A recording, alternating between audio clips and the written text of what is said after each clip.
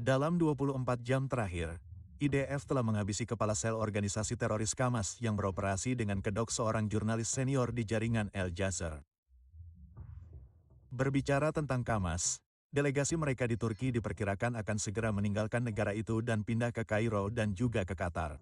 Dan mereka juga menyampaikan pesan bahwa mereka siap untuk kembali berhubungan tetapi sedang menunggu jawaban tertulis dari Israel atas tuntutan mereka. Perdana Menteri Israel Benjamin Netanyahu menyatakan kabinet telah membuat keputusan dan saya berbicara dengan Presiden Trump.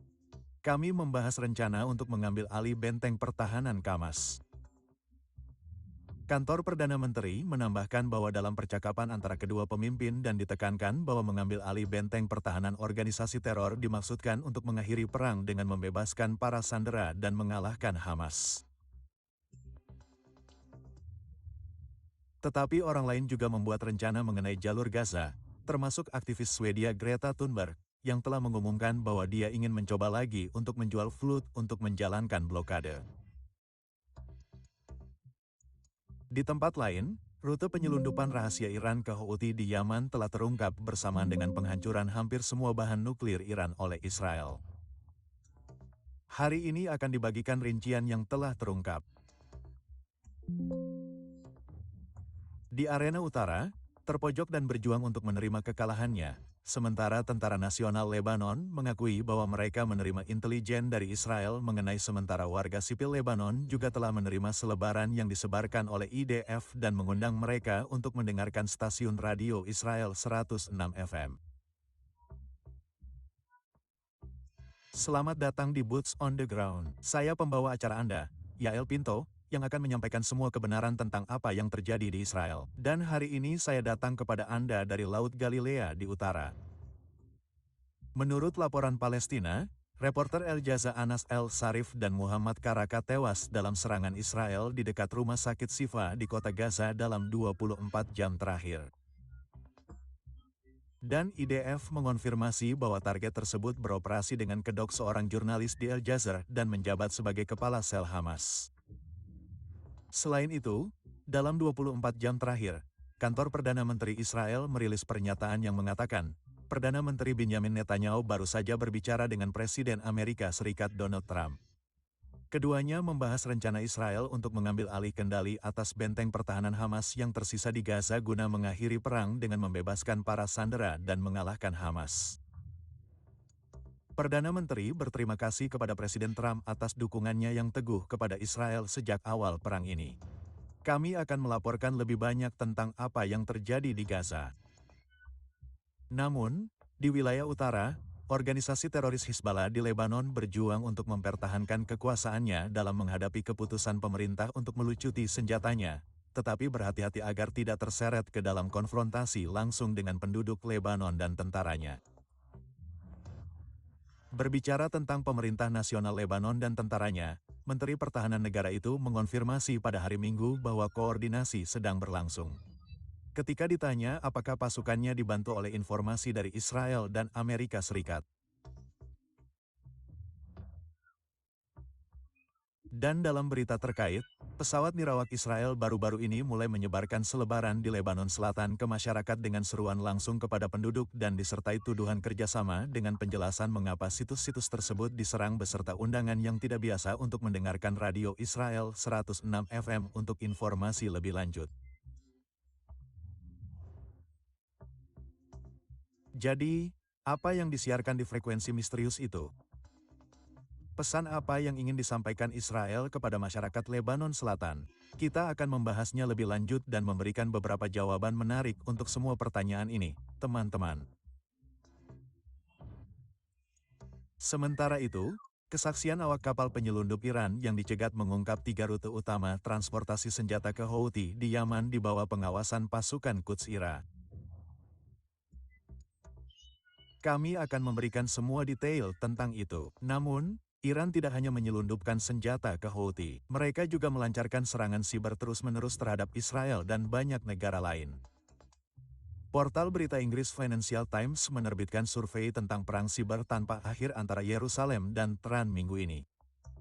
Ada keberhasilan dan kegagalan yang spektakuler di kedua belah pihak, dan kami akan memberitahu Anda semua tentangnya. Namun, ada satu front lagi di mana Israel meraih kemenangan meyakinkan dan luar biasa dalam pertempuran ini, yaitu penghancuran bahan nuklir Iran.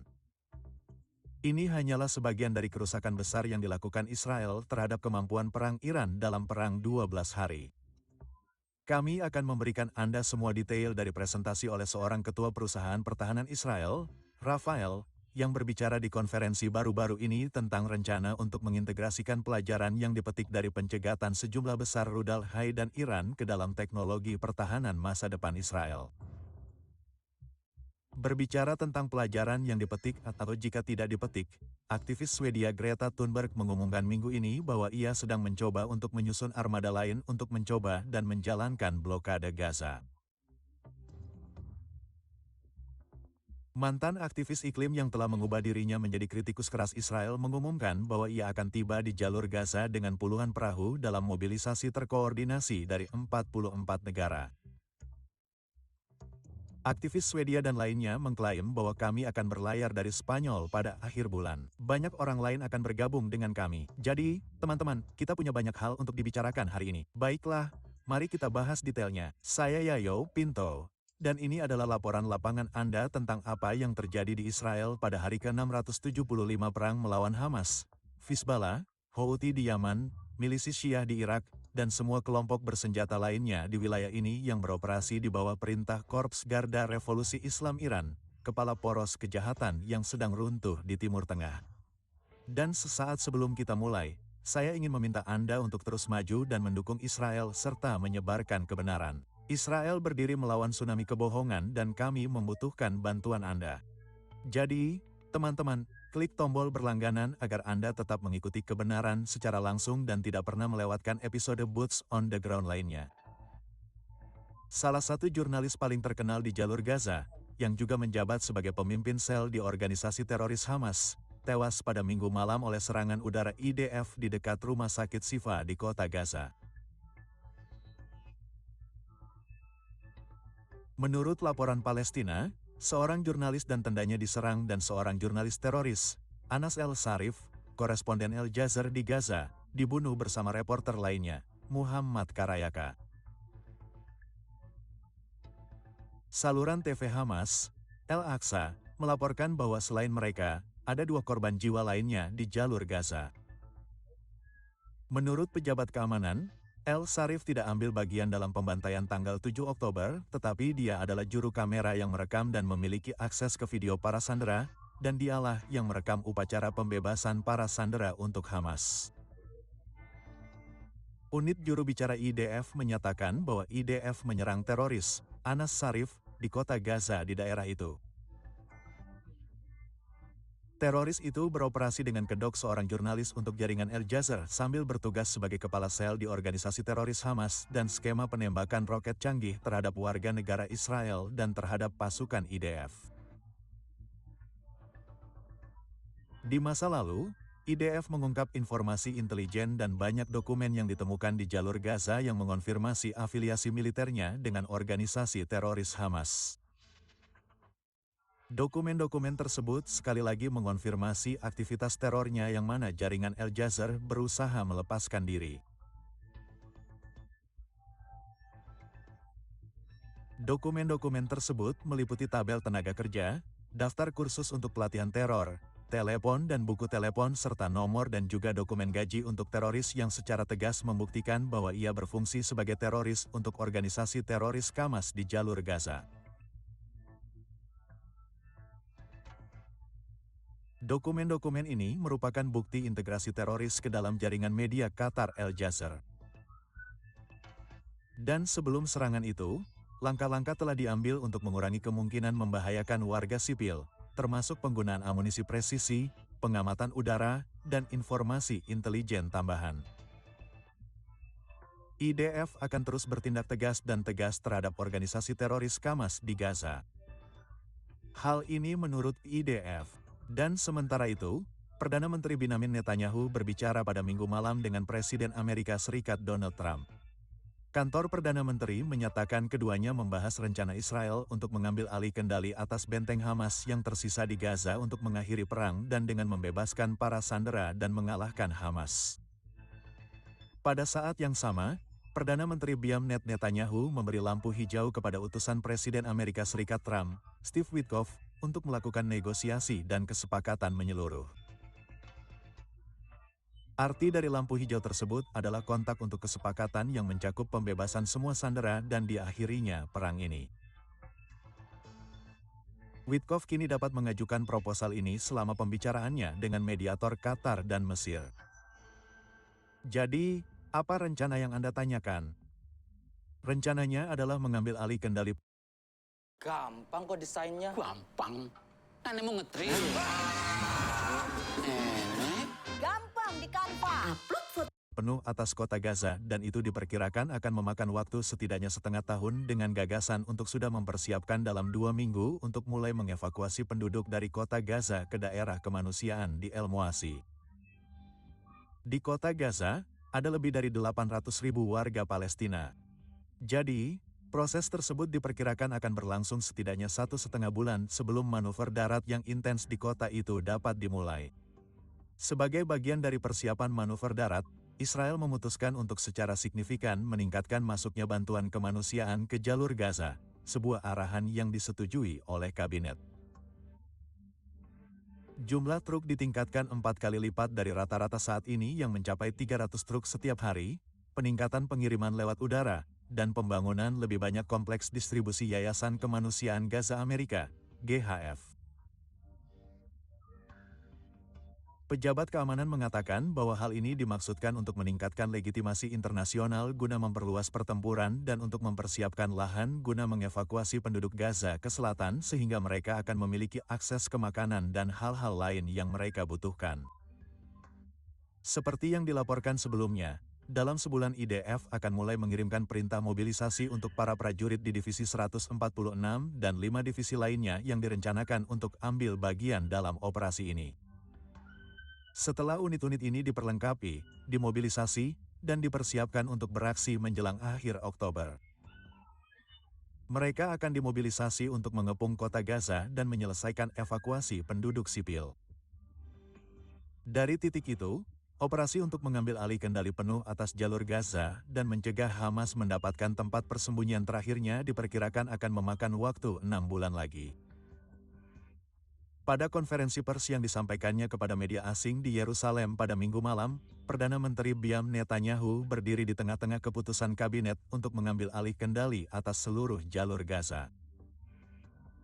Pada pembukaan sambutannya, Netanyahu mengatakan bahwa pada hari Kamis, kabinet membuat keputusan dramatis untuk mengalahkan Hamas setelah IDF menguasai 75% wilayah jalur tersebut sebagai bagian dari operasi Gideon. Netanyahu melanjutkan dengan mengatakan bahwa kabinet menginstruksikan IDF untuk bergerak ke tahap yang menentukan dan mengambil alih kendali atas benteng terakhir di tangan Hamas dan yang terpenting diantaranya adalah ibu kota teror mereka, kota Gaza, tempat markas besar, komandan, dan infrastruktur yang dikendalikan oleh organisasi ini berada. Selain itu, Netanyahu memaparkan 5 prinsip yang ditetapkan oleh kabinet untuk mengakhiri perang dan mengilustrasikan poin-poin tersebut dengan peta. Netanyahu merinci prinsip-prinsip untuk melanjutkan operasi militer dengan mengatakan bahwa IDF akan mengizinkan penduduk di kota Gaza untuk mengungsi dari daerah pertempuran seperti yang berhasil kami lakukan di Kunes, Rafah, dan Debalak. Kami akan mengizinkan warga sipil keluar dengan tertib dan memberikan bantuan kemanusiaan di luar zona pertempuran. Mengenai kemungkinan kesepakatan penyanderaan, Perdana Menteri menambahkan, setelah berbulan-bulan negosiasi yang sia-sia, menjadi jelas bahwa Hamas tidak menginginkan kesepakatan. Ia berpegang teguh pada tuntutan maksimalisnya dan mengajukan persyaratan yang mustahil bahkan dalam pandangan Amerika Serikat. Dan menurutnya, persyaratan yang ditetapkan Hamas adalah penarikan penuh dari jalur Gaza, termasuk dari koridor Philadelphia, yang akan memungkinkan penyelundupan senjata, pembebasan agen Nuba, dan permintaan jaminan internasional yang mengikat yang tidak akan mengizinkan IDF untuk terlibat dalam pertempuran. Ini adalah persyaratan penyerahan yang tidak akan diterima oleh pemerintah yang bertanggung jawab, dan saya tidak akan menerimanya. Menurut Netanyahu, ia mengatakan bahwa Hamas telah menyesatkan kita dan oleh karena itu saya memutuskan bahwa cara yang benar adalah mengalahkan Hamas. Netanyahu juga merujuk pada kritik terhadap Israel di media dengan mengatakan, "Saya mendengar wacana di studio yang dimaksudkan untuk melemahkan tangan kita. Mereka mengatakan tidak ada pilihan dan kita harus menyerah kepada Hamas. Dan saya katakan kita harus mengalahkan Hamas. Saya tidak bermaksud untuk melanggengkan Hamas. Saya bermaksud untuk mengalahkan Hamas." Netanyahu menyinggung durasi pertempuran dan mengatakan bahwa pertempuran itu dilakukan dengan bijak dengan dua tujuan utama yang disebutkan. Pertama, pembebasan sebagian besar sandera dan kedua, kekalahan Hamas.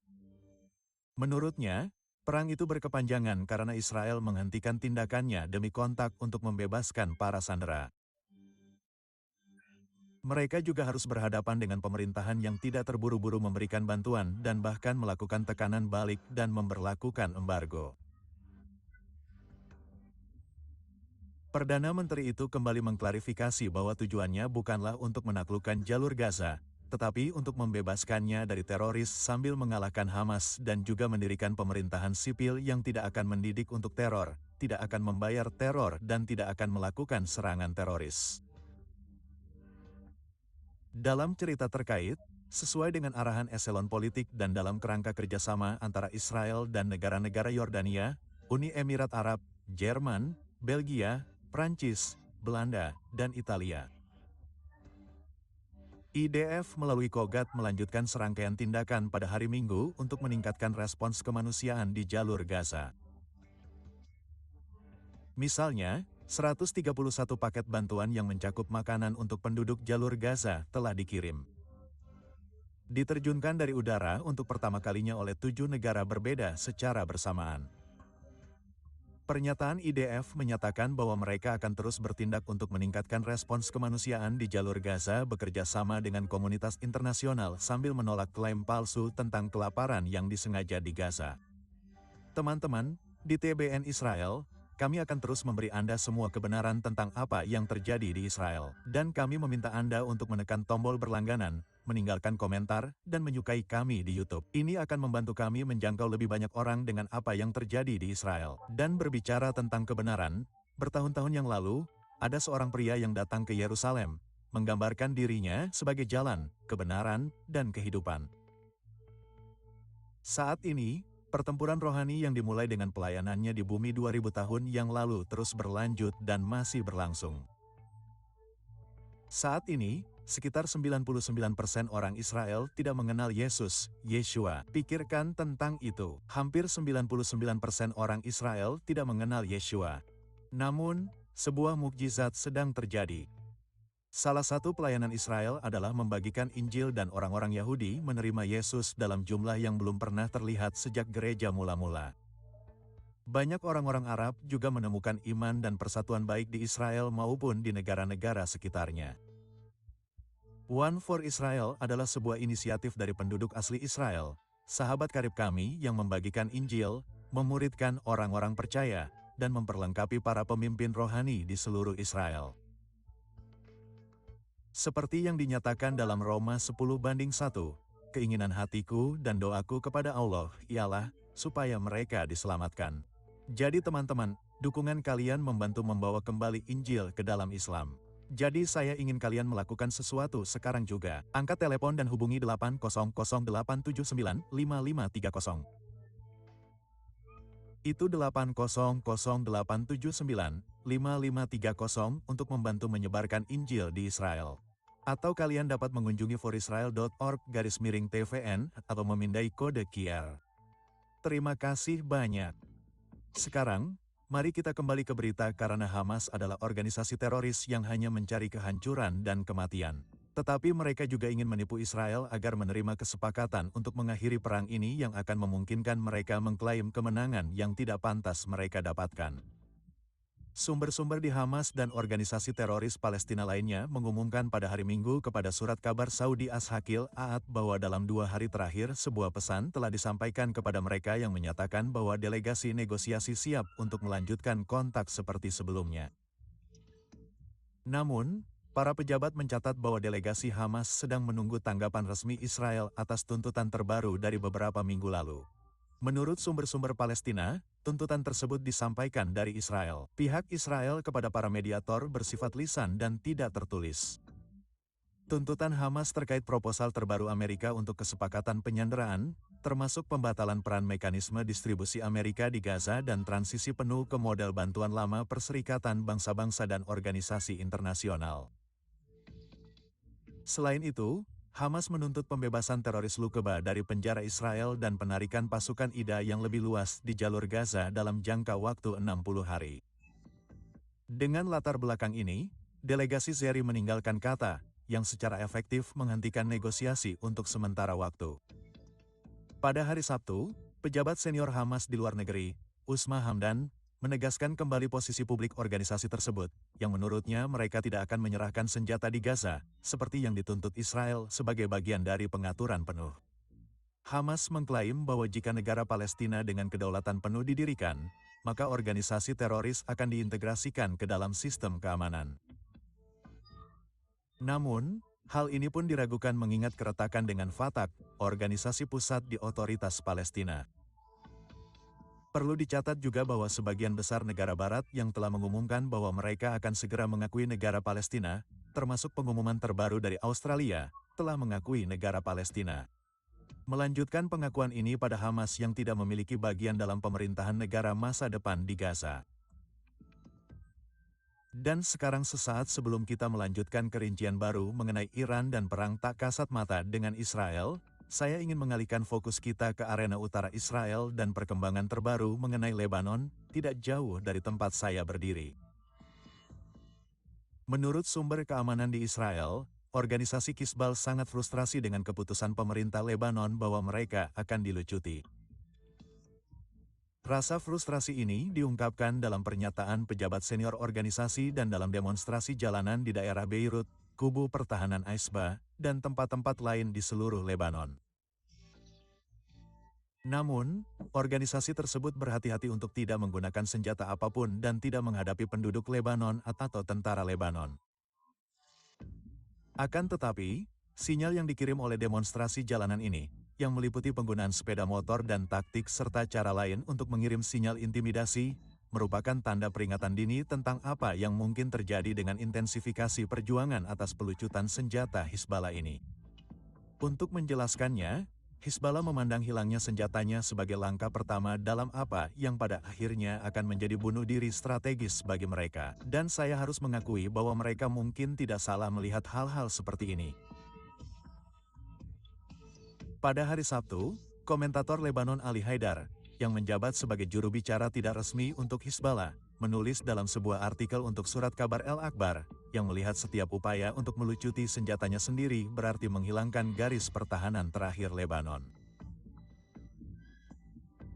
Ini adalah narasi lama yang dikemukakan oleh Hizbullah bahwa tentara nasional terlalu lemah untuk mempertahankan negara.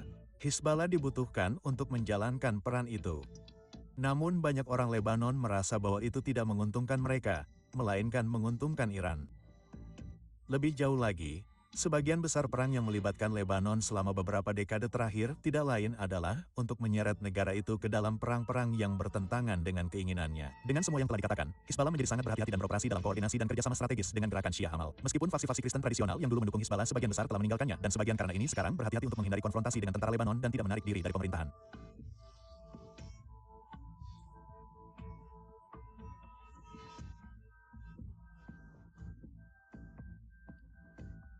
Yang terpenting, berusaha menghindari terseret ke dalam perang saudara karena pada saat ini Hizbullah berusaha untuk menghindari terseret ke dalam perang saudara karena pada saat ini Hizbullah telah menarik diri dari pemerintahan. Yang terpenting, berusaha untuk menghindari terseret ke dalam perang saudara karena pada saat ini Hizbullah telah menarik diri dari pemerintahan. Tidak jelas apakah mereka akan memenangkan konflik semacam itu. Lebih jauh lagi, sumber keamanan mengatakan bahwa Hizbullah terpaksa berkompromi dengan realitas keamanan baru yang tercipta di Lebanon Selatan dan dengan perubahan internal dalam sistem politik Lebanon demi mempertahankan kelangsungan hidupnya. Akan tetapi, kesusahannya saat ini semakin bertambah karena ia berjuang untuk menerima kekalahannya dalam perang yang dipilihnya untuk dilawan dengan Israel tahun lalu. Omong-omong, dalam poros perlawanan yang dipimpin oleh Iran, Hamas, yang terus berperang melawan IDF di jalur Gaza, jauh lebih dihargai dibandingkan dengan Hizbullah, yang menerima pukulan keras di kepala setiap hari dan tidak berani membalas terhadap Israel. Oleh karena itu, Hizballah sibuk dengan upaya untuk merehabilitasi kemampuan militernya dengan bantuan Iran. Dan dalam beberapa minggu mendatang, ia akan mencapai momen kebenaran dalam hubungannya dengan pemerintah Lebanon karena rencana untuk mempersenjatai diri ini masih di atas kertas. Namun, rencana tersebut secara bertahap mendekati implementasi dan ia harus membuat keputusan jalan mana yang akan dipilih.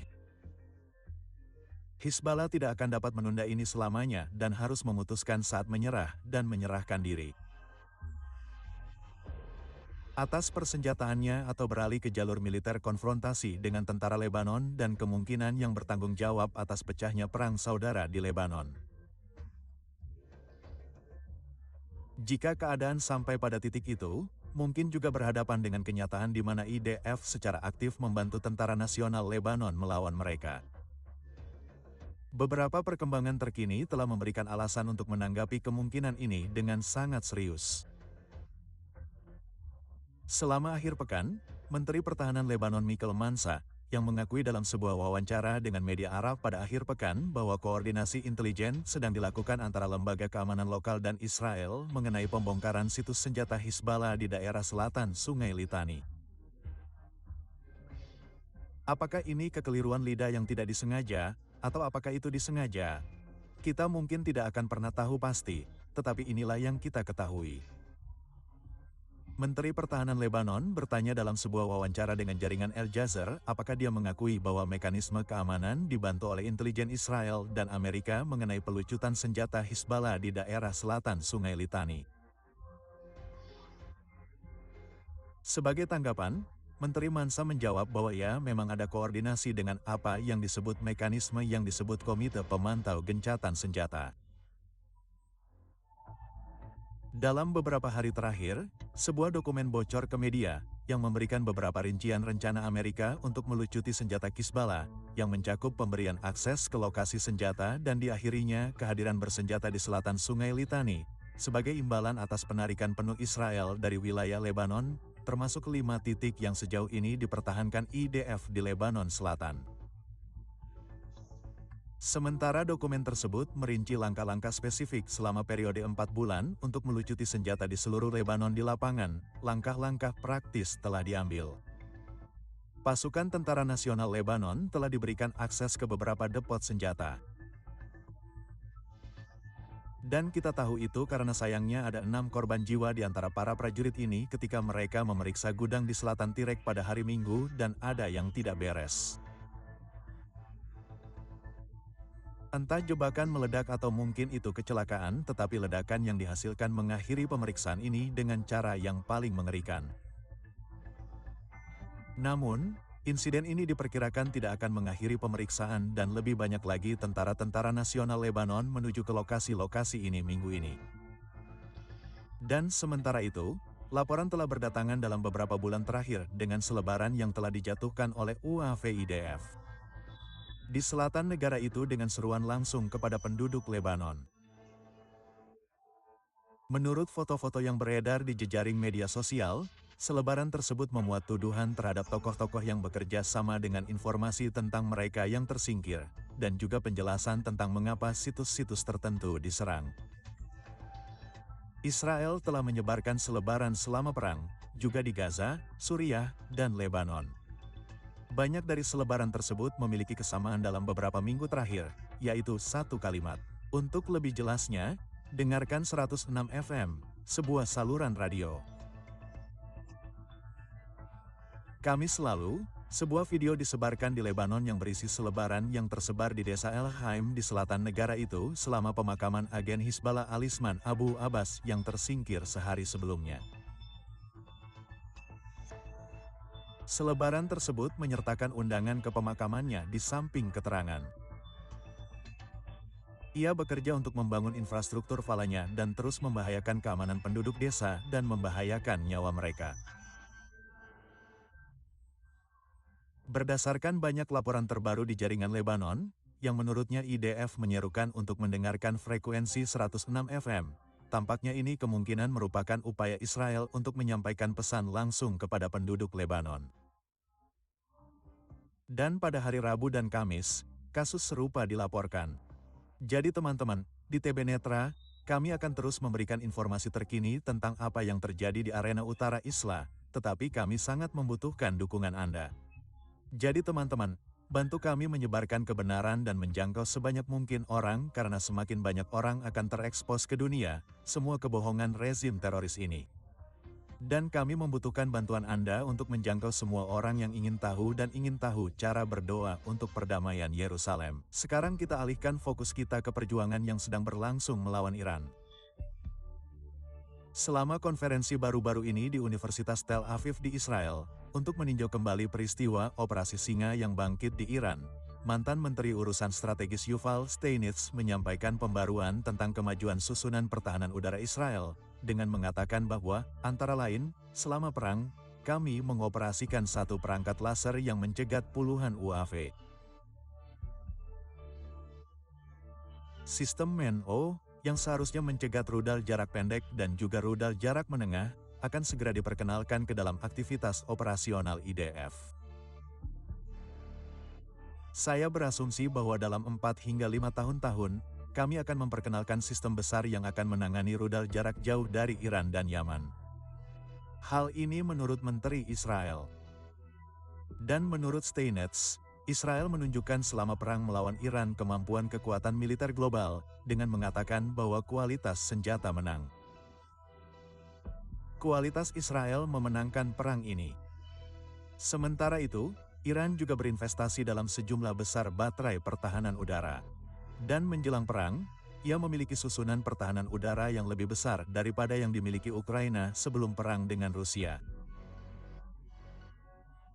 Iran juga menginvestasikan sejumlah besar uang dan sumber daya dalam memproduksi dan membangun susunan rudal balistik dalam skala yang sangat besar, yang berarti memproduksi antara 2.000 dan 2.500 rudal dan bermaksud untuk meningkatkan persenjataannya lebih banyak lagi. Selama perang telah berhasil meluncurkan 600 rudal ini ke Israel sementara Angkatan Udara Israel menyerang lebih banyak lagi di darat dan menghancurkannya bersama dengan peluncurnya. Secara total, rudal Iran menghantam sekitar 40 wilayah di Israel, sementara Israel menyerang puluhan ribu lokasi di Iran dengan senjata presisi, termasuk infrastruktur komando, susunan pertahanan udara, sektor nuklir, susunan rudal, dan produksi tanaman. Steinitz juga mengungkapkan bahwa Israel menyerang 90% bahan nuklir Iran yang diperkaya, dengan mengatakan, kami menyerang sentrifugal, fasilitas, dan rencana produksi sentrifugal. Ia menambahkan bahwa Israel juga menyerang kemampuan Iran untuk memproduksi hulu ledak nuklir yang merupakan jantung dari senjata atom, antara lain dengan menyerang semua ilmuwan dan komandan proyek ini, semua laboratorium dan semua pabrik proyek di Iran. Selama konferensi, beberapa cara yang digunakan oleh Angkatan Udara dalam serangan tersebut juga diungkapkan dalam presentasi oleh Fer Himovit, Wakil Presiden Albert Systems, sebuah perusahaan Israel. Ia mengatakan bahwa sebagian besar serangan di Iran dilakukan oleh UAV Angkatan Udara sementara Steinitz mengungkapkan bahwa pesawat Angkatan Udara menggunakan rudal yang diluncurkan dari jarak jauh dari target. Dengan kata lain, sistem tak berawak Israel masuk untuk menemukan target dan mengirim pesan ke komputer di pesawat berawak yang menunjukkan dengan tepat di mana rudal harus ditembakkan sementara pesawat berawak mampu menembakkan rudal yang menargetkan dari jarak yang aman dan tidak terpapar oleh susunan pertahanan udara Iran.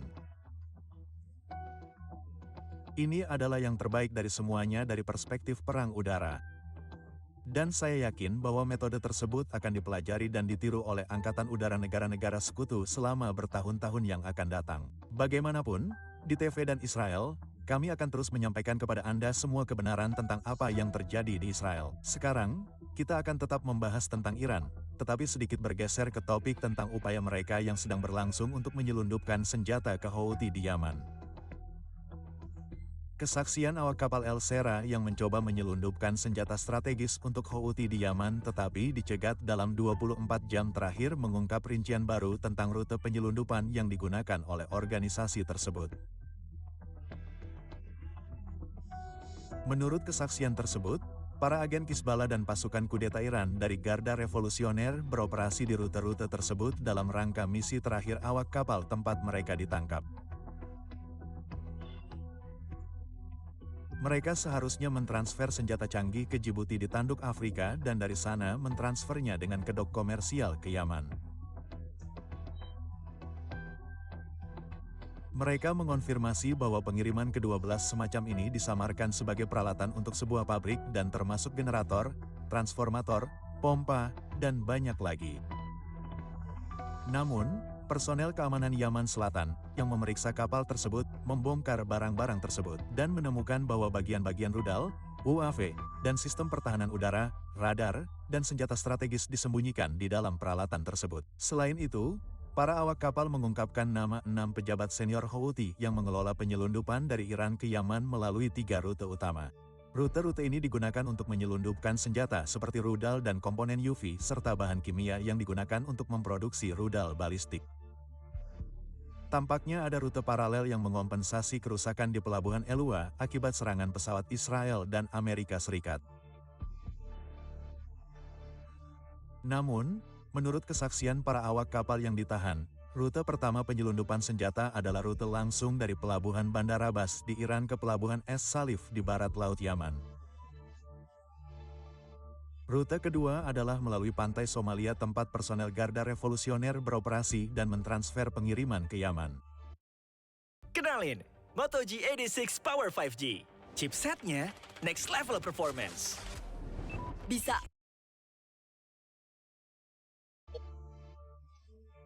Rute ketiga penyelundupan dilakukan dengan kedok komersial melalui Djibouti di Tanduk Afrika dan dikelola oleh elemen lokal.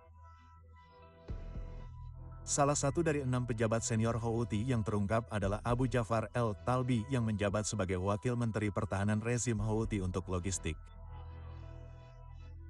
Dia adalah perwira berpangkat setara jenderal dan dia adalah sosok yang mengelola koordinasi dengan Garda Revolusioner dan mengawasi penyelundupan pengiriman senjata. Pejabat senior lainnya adalah Hussein El-Atas yang menjabat sebagai Kepala Otoritas Umum Penangkapan Ikan di Laut Merah. Dia bertanggung jawab untuk merekrut pelaut dan mengirim mereka ke Iran, mengawasi penyelundupan dari Somalia dan Djibouti. Dan pejabat senior ketiga adalah Iyad Atini, manajer pusat penangkapan ikan di pelabuhan Esif dan El Hua. Dan dia menjabat sebagai asisten El-Atas.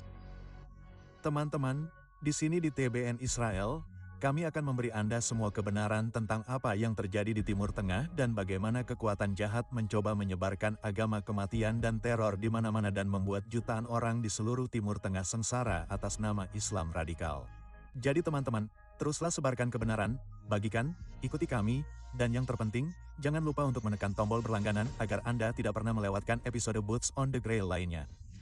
Sekarang, kita tetap pada topik aktivitas di Laut Lepas, tetapi mengalihkan fokus kita sedikit ke aksi publisitas terbaru yang direncanakan oleh Greta Thunberg, aktivis iklim Swedia, yang setelah pembantaian tanggal 7 Oktober mengalihkan perhatiannya ke protes terhadap Israel. Minggu ini dia mengumumkan bahwa dia akan mencoba mencapai jalur Gaza dengan flotila lain yang akan berangkat pada akhir bulan sekitar 2 bulan setelah kedatangan Celtic Flotilla digagalkan oleh Angkatan Laut. Thunberg dan aktivis lainnya mengatakan dalam sebuah video bahwa kami berlayar lagi untuk mematahkan pengepungan dan kali ini kami berlayar dengan puluhan perahu dan dengan mobilisasi terkoordinasi dari 44 negara di seluruh dunia. Mereka mengklaim bahwa ini akan menjadi upaya solidaritas internasional terbesar sejak Israel melaksanakan pengepungannya yang mengerikan 18 tahun yang lalu. Genosida terhadap warga Palestina di Gaza telah meningkat selama 22 bulan. Israel telah menjatuhkan setara dengan 8 bom atom pada pria, wanita, dan anak-anak. Rumah sakit, tempat penampungan, sekolah, dan rumah telah hancur total. Kami tidak bisa berdiam diri. Ini menurut Greta. Pada tanggal 31 Agustus kami berlayar dari Spanyol dalam jumlah puluhan. Perahu dan puluhan lainnya akan bergabung dengan kita pada tanggal 4 September dari Tunisia dan negara-negara lain. Ini menurut Greta.